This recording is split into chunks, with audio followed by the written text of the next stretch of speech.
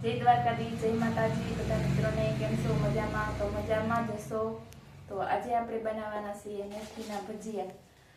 મેથીના ગોટા આપણે બનાવીશું આજે.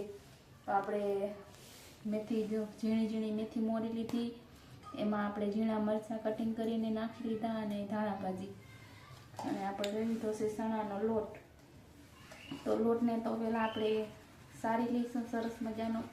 જે આમાં ગોટિયું હોય એ સારી લઈએ તો ગોટીઓ ન રહીએ. લોટ બનાવવામાં સહેલું પડે. અને આપણે આજે લોટ બાંધવાના છીએ ખાટી છાશ અને થોડુંક પાણી. ખાટી છાશથી આપણે લોટ બાંધી તો એકદમ આપણા ભજીયા પોસા બને.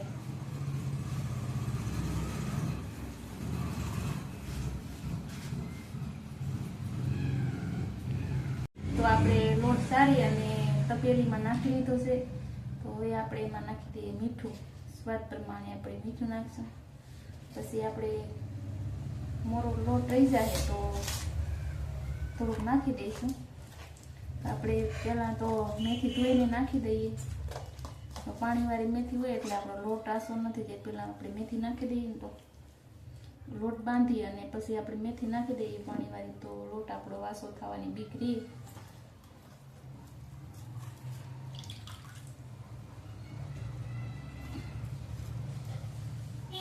તો આપણે થોડીક છાશ નાખશું ખાટી.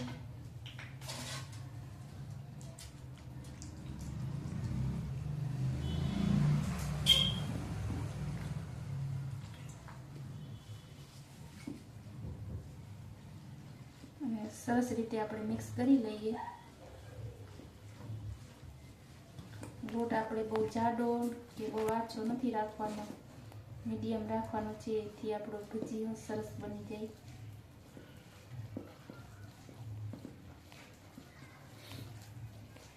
આપણે લોટ તો સરસ રીતે બાંધી લીધો છે. બાંધવો તો નથી હોય શું કે દોઈ લીધો. અને તેલ પણ આપણે ગરમ થવા મૂકી દીધું.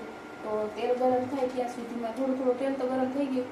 તો આપણે થોડાક સાડીના ફૂલ અને અડધું ખાડું આપણે લીંબુ નાખીએ અને સરસ રીતે આપણે લોટ હલાવી નાખીએ. તેથી આપણો લોટ સરસ રીતે ફૂલી જાય. જોઈ શકો છો કેટલો સરસ મજાનો ફૂલવા લાગે છે. અને આમ હટ આજ ભજીયા હું બનાવીશ. તમારે બનાવવા ભજીયા બનીએ કે ભજો? એ પછી બની એ પછી ખબર પડશે. તો તમારું નામ નવું બનાવી દેશું, નવું રાખવાનું થાય જો ભજો બન્યો તો લોટ ખાલી દોઈ નાખ, પછી ભજીયા હું બનાવીશ. જોઈ શકો છો કેટલો સરસ મજાનો ફૂલવા લાગે છે આપણો લોટ.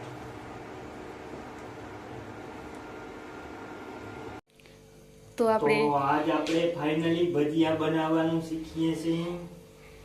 કેવા ભજીયા બનશે એ તમને વિડીયોમાં અમે બતાવશું. નવા કંદોય આવી ગયા છે. નવા કંદોય.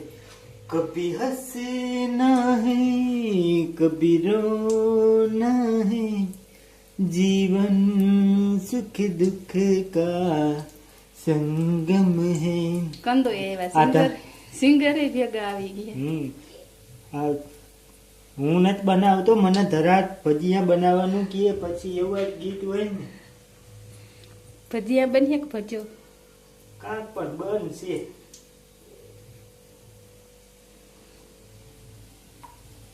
તો આજે આપણે કંદોઈનું કામ ઉપાડ્યું છે. આજ કે બધાય કોઈ હસતાની વિડીયામાં હું આવે એ ભજીયા ડબલ માળના ભજીયા થાય. ડબલ માળના ભજીયા થાય. જાઓ બધાને પેટ નીકળે, મોં નીકળે, બધું પૂંછડા પણ નીકળે. આ અલગ પ્રકારના ભજીયા છે. કોઈ દી કોઈ નહીં બનાવ્યા એવા બની ગયા. આવું ભજીયા તમને જોવા ના મળે. પછી ગમે એટલા પૈસા દિયો, ડબલ ભજીયા જોજો. આ તો આબરૂ ના કાકરા કરી ના. ઓ આ જને ગોળ મટોળ ભજીયા. ઓહ વાહ ભાઈ વાહ, આવા ભજીયા તો મેં ક્યાંય નથી જોયા. ખુદના જ કઈ કહો, વખાણ ના કરે, વખાણ જ કરવા પડે. તતા ભજીયા દડા જેમાં ધરતી આવી ગોળ ન હોય એવું ભજીયું ગોળ. તો કેવા સરસ મેં ભજીયા બનાવ્યા જોઉં. કેવા સરસ. ભાઈ એમ ઉપાડીને એમને એમ રેવા દે, એમને એમ રેવા દે જેઠા. કેવા સરસ જો. ધોઈ મૂક. આજો. તો આ કંદોઈ પણ ભજીયા મૂકે છે જોઉં જોણી.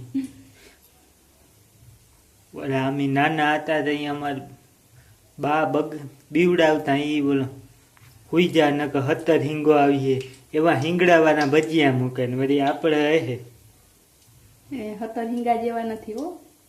આ 17 હિંગા જેવા જે બોલા કોઈને કાન ઉસાન પૂછડા ઉસાન કેવા હોય એમાં ભજીયા મૂકે ને આપણા ભજીયા વડા નથી તે ગોળ થાય. 17 હિંગા તમાર ભજીયા 17 હિંગા જેવા શું. મારે 2 માળના છે પણ 17 હિંગા જેવા નથી.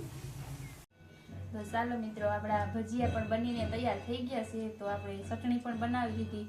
ચટણી આપણે ખાટી આંબલી અને ખાંડ અને આપણે આ થોડું ભજીયું પકાવીને પછી સરસ મજાની ઘાટી આપણે ચટણી બનાવી લીધી છે. તો ચાલો બધા મિત્રો જમવા. અને વિડીયો ગમે તો લાઈક શેર અને સબસ્ક્રાઈબ જરૂર કરી દેજો. તો અમારા બેન ફુવાના ત્યાં છે, તો વિડીયો ગમે તો લાઈક શેર અને સબસ્ક્રાઈબ જરૂર કરી દેજો. ફરી મળીશું આપણે નવા બ્લોગ સાથે. ત્યાં સુધી બધા મિત્રોને જય દ્વારકાધીશ, જય માતાજી.